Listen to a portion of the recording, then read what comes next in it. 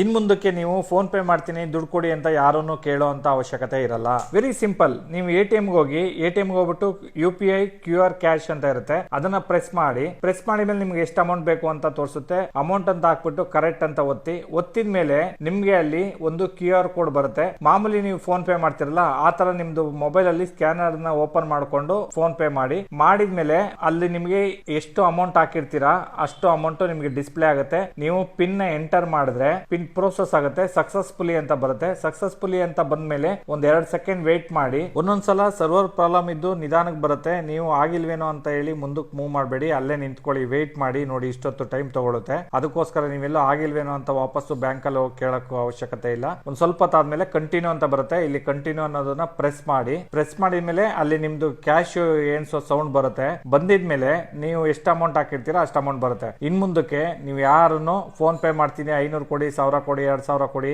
ಈ ಪರಿಸ್ಥಿತಿ ಇಲ್ಲ. ನೀವೆಲ್ಲ ಎ.ಟಿ.ಎಂ ಅಲ್ಲೂ ಬೇಕಾದ್ರೆ ಈ ತರ ಡ್ರಾ ಮಾಡಬಹುದು. ಎಷ್ಟೋ ಜನಕ್ಕೆ ಈ ವಿಷಯ ಗೊತ್ತಿರಲ್ಲ. ನಿಮ್ ಫ್ರೆಂಡ್ಸ್ ರಿಲೇಷನ್ಗೆ ಈ ವಿಡಿಯೋನ ಶೇರ್ ಮಾಡಿ ತಿಳ್ಕೊಳ್ಳಿ ಅವರು.